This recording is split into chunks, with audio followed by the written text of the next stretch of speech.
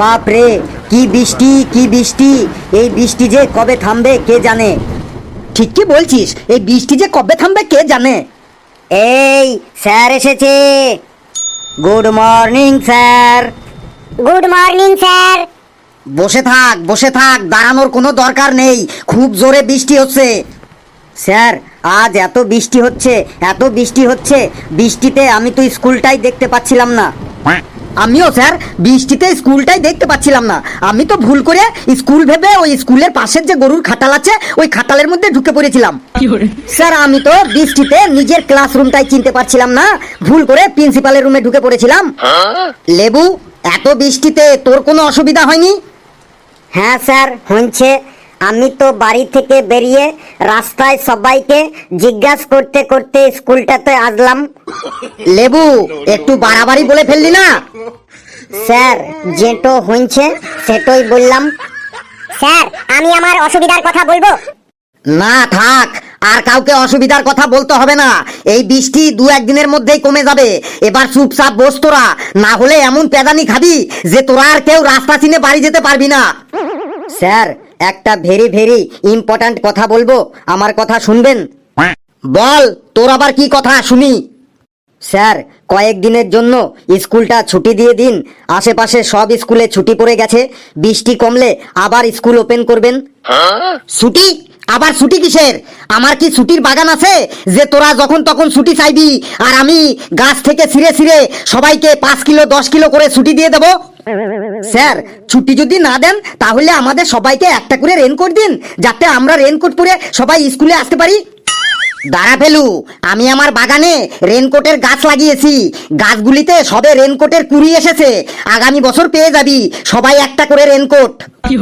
Sir, যদি ছুটিও না দেন, রেনকোটও না দেন, তাহলে আমাদের অন্তত একটা করে তিরপল মানে তাঁবু দেওয়ার ব্যবস্থা করুন, যাতে আমরা এই বৃষ্টিতে ওই তাঁবুটো গায়ে জড়াইয়ে স্কুলে আসতে পারি।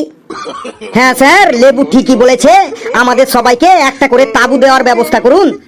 হ্যাঁ স্যার, হ্যাঁ স্যার, তাঁবু দিন তাঁবু দিন। হ্যাঁ স্যার, তাঁবু দিন স্যার। ওই ওই ওই, চুপ, সবাই চুপ, না হলে কিন্তু আমি এখনই পেদানি শুরু করে দেব।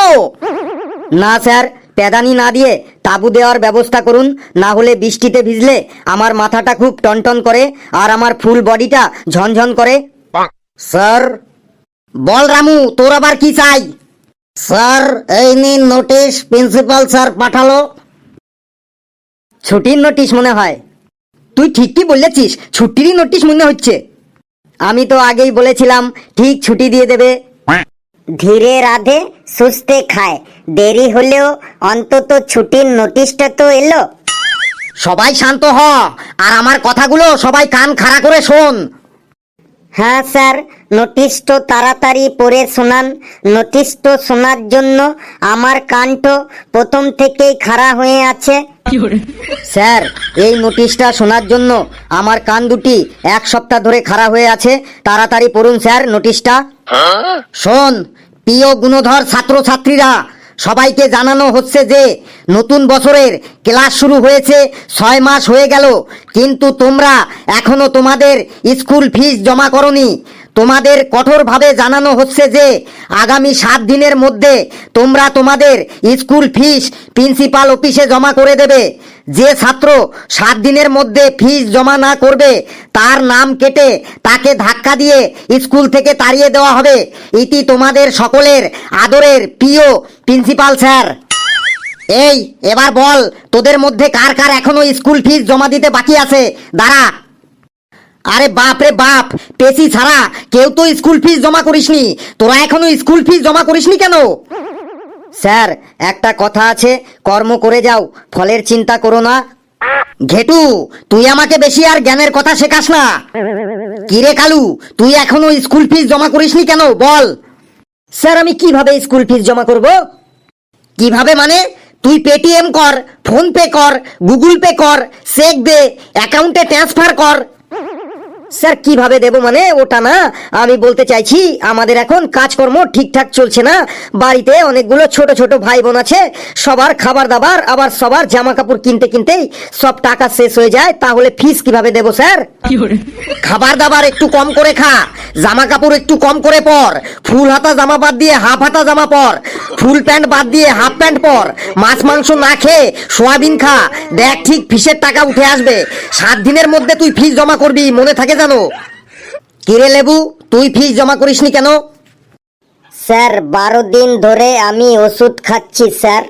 মেলাতে চিলি চিকেন খেয়ে আমার 12 দিন ধরে পেটটোতে খুব ব্যথা করছিল, তাই ফিসের টাকাটো দিয়ে আমি ওষুধ কিনে খাচ্ছি, তাই ফিস দিতে পারিনি স্যার। কিন্তু স্যার ফিসটো আমি দিন দেব, পেটটো ঠিক হলেই ফিসটো আমি দিন দেবো স্যার, আপনার দিব্যি স্যার। স্কুলের ফিসের থেকেও তোর ওষুধটার বেশি গুরুত্ব হয়ে গেল, মানে ওষুধটারই গুরুত্ব বেশি আর স্কুল ফিসের কোনো গুরুত্ব নেই, তাই তো? এটা কি তুই তোর মামার বাড়ি পেয়েছিস?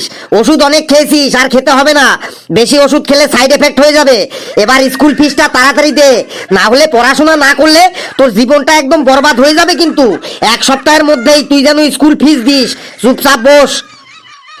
কিরে ঘেটু, তোর ফিস এখনো জমা করিসনি কেন? তোর কি প্রবলেম? তোর পুরো 3 বছরের ফিস বাকি, পুরো 1.5 লাখ টাকা। কবে দিবি তুই ফিস? 1 সপ্তাহের মধ্যে তুই যদি ফিস না দিস তাহলে প্রিন্সিপাল স্যারকে বলে তোর নামে আমি কেস করে দেবো। বলেন কি স্যার? 1.5 লাখ টাকা? 1.5 লাখ টাকা কি করে হয় স্যার? স্যার 1.5 লাখ টাকা কি করে হয় আমাকে বোঝান স্যার।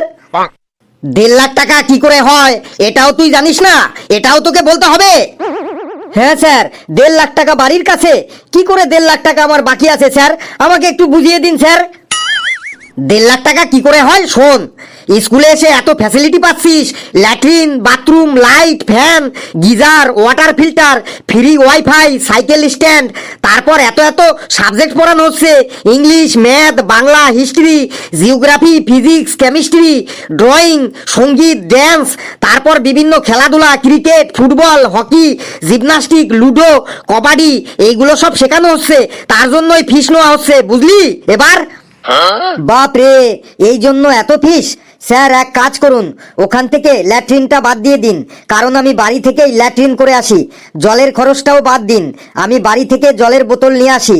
সঙ্গীত, ড্যান্স আর ফ্রি ওয়াইফাইটাও বাদ দিন, কারণ আমি স্কুলে এসে কখনো কোনো দিন মোবাইলে রিল বানাইনি। আর খেলাধুলার কথা বলছেন, আমি তো স্কুলে এসে কোনো দিন খেলিইনি, আমি বাড়িতে একটা খেলাই খেলি, সেটা হলো লুকোচুরি। এই সব বাদ দিয়ে এবার বলুন আমার ফিস কত হলো? বাপ রে বাপ, ফিসের কথা শুনে তুই পাগল হয়ে গেলি না তো?